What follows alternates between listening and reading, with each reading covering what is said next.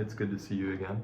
Good to see you too. Yeah, how are you as we're kind of coming back? It's been a little bit since we've gone through some of this information, since you've taken the evaluations. Where you at? Yeah. I'm all right. Not really much has changed. Okay. Even before we kind of get into the process here, you're saying not much has changed. Has there been anything kind of different than what we talked about since last time we met, or? Not really. Okay. Yeah. Well, today is really just kind of a day where we get to talk about the hard work that you did of taking some of these psychological evaluations or tests. Kind of talk about what that might tell us going forward in terms of like treatment recommendations or interventions, things along those lines. And so I'm going to give you one of these assessment reports. You can kind of look through it as I kind of walk you through some of the parts. Okay.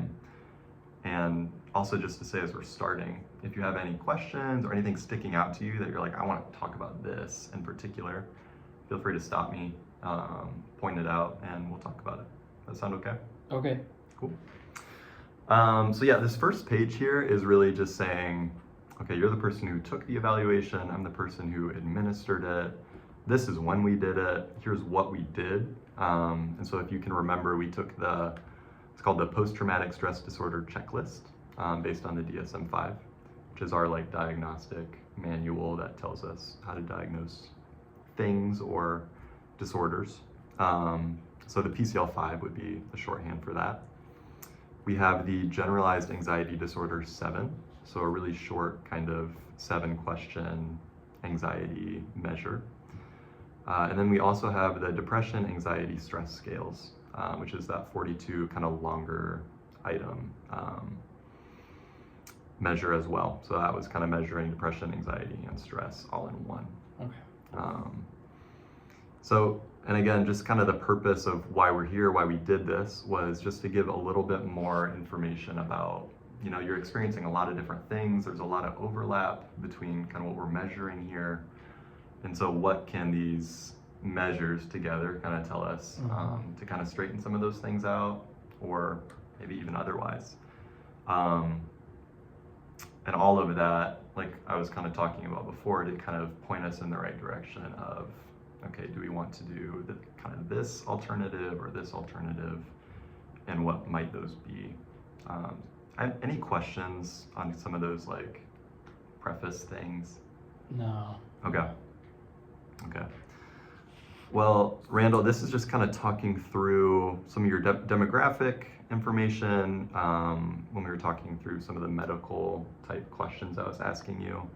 Some of those things included highlighting some of your family experience that we talked through, different medications you're taking. One thing I would love to highlight, or it might be helpful to highlight, is talking a little bit about your time in the Marine Corps as a veteran,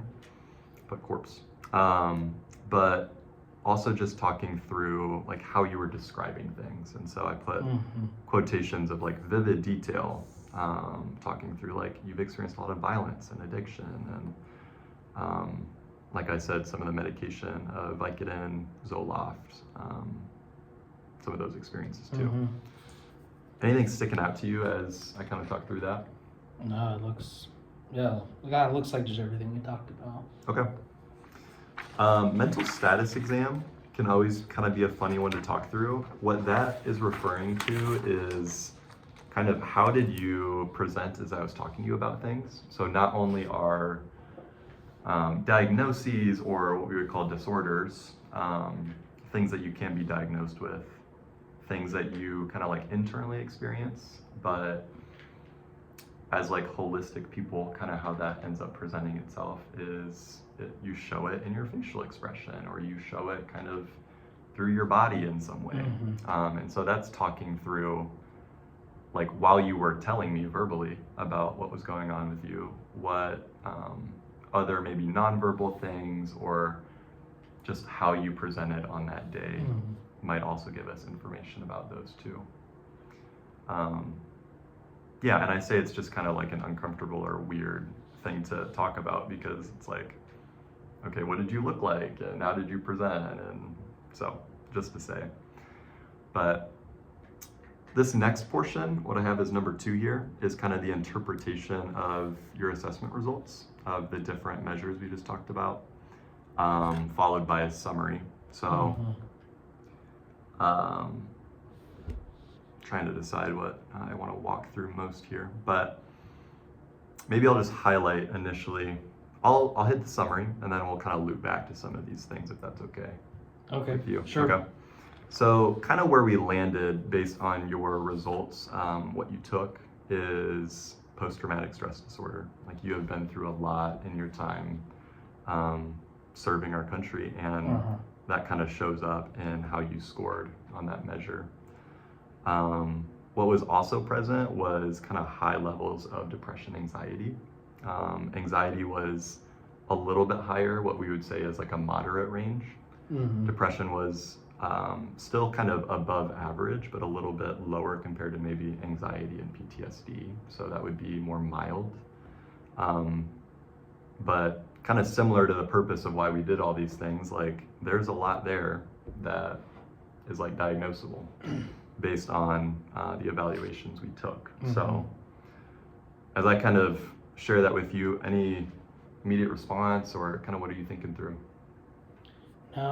Yeah, I mean, it makes sense. Yeah. Okay.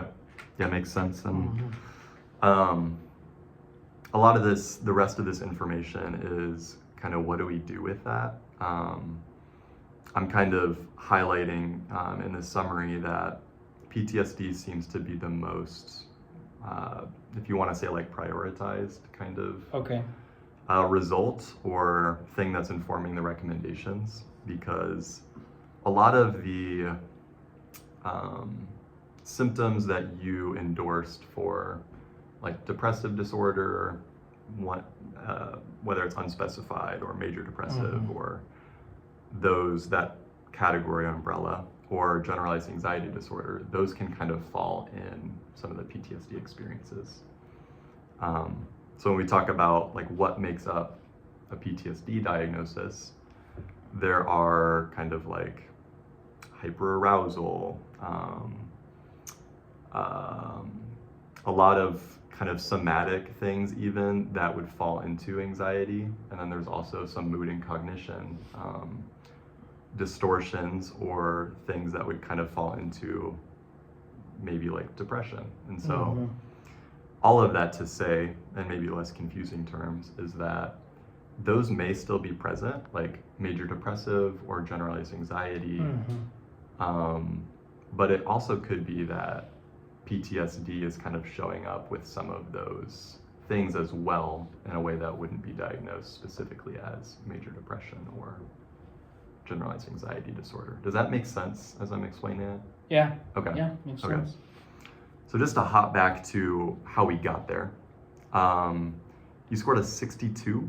That's kind of your raw score, or if you add everything up on the page for the PTSD screener, 62 out of 80 is quite high for a raw score on that.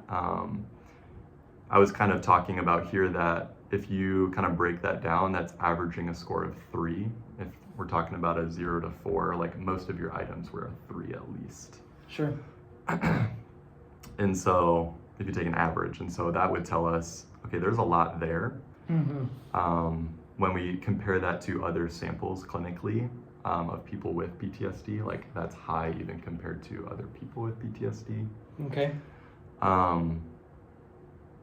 And as far as like specific criterion or things that meet diagnosis, like you hit the items that would tell us, okay, what you're experiencing lines up with PTSD too. Okay. So that's a more likely diagnosis that tells us like there's some severity there, some urgency, so to speak, as far as like we want to get you some of the supports and help that might make that score go down pretty quickly.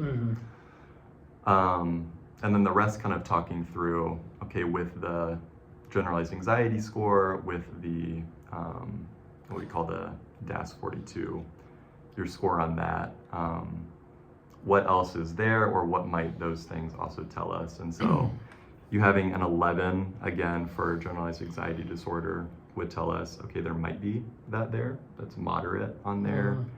You're saying very difficult as far as like how it's affecting your life. And then similarly, if we go down to kind of the breakdown in that DAS-42, where it covers the 3 different dimensions. So we got depression, anxiety, stress. Trying to think through maybe how I want to explain that. The depression and anxiety were some of the higher types of scores. So if you just look at like the actual number, that isn't necessarily indicative of like what was maybe most meeting like criteria or kind of suggesting presence of like a diagnosis. Does that make sense? Okay. So those 2 were higher. Stress was a little bit lower and more of the normal range. But I just want to highlight kind of this last sentence that what that was really telling me was your experiences of like high arousal in the presence of specific events was a little bit more characteristic of PTSD as opposed to like a general or global kind of stress. Sure. Any questions on that section? No. Okay. No, seems pretty straightforward. Okay. And so if we were to look at kind of diagnosis or some of the recommendations to guide, just like I said, your scores are really consistent with like a post-traumatic stress disorder diagnosis. You also meet the criteria for generalized anxiety and major depressive, whether that is part of PTSD or separate. Can't always tell in like one specific like static sitting. But part of my recommendation of receiving psychotherapy is being able to not only receive treatment for PTSD, but also being able to monitor like, okay, do those other symptoms kind of decrease as we do that treatment? Does it stay there? Will that also require a little bit more support too in some of those things? Is that kind of tracking so far? Yeah. Okay. Yeah, it does. And so I'm just talking through here, okay, here is some of the different like evidence-based treatments for PTSD that you might look for when you do psychotherapy or if you choose to. Secondly, as you are doing that, just having someone who's able to monitor, okay, what's increasing, what's decreasing, what might that tell us? And then finally, if you can find a little bit more information, whether it's screening or another evaluation regarding some of your substance use, that could be helpful. It's not uncommon for people experiencing PTSD to kind of also have some propensity to maybe avoid some of those symptoms with substance use. So not saying that's the case, but Sure. It's worth at least looking at because that can be a really big determinant in how successful treatment is for PTSD. Okay. So overall, as far as like outlook, it says variable but treatable. That just reflects what the research says as far as there's a lot, like when you have a really high PTSD score, there's a lot with like substance use and some of the other like major depression, anxiety, that can make treatment really difficult. But that isn't to say that treatment can't be successful. And so there's just a lot of factors going on is what that's reflecting. Okay. And so that's something to kind of be aware of, to keep track of, and to have a clinician who's able to kind of hold all of those things with you to support you. Okay. Yeah. So those are some of the recommendations. Overall, or specifically here, kind of, do you have any questions? What are you thinking? No, it seems pretty straightforward. You did a good job of explaining it. So, this section is really helpful. Like just this is what we can do next. So. Okay. Yeah. Yeah, and Randall, if it's helpful, I would be happy to kind of give you some referrals for psychotherapy. Okay. Who do some of these kind of modalities, and maybe we can either call or meet up again to discuss what might be a clean transfer for some of those things. So, Okay.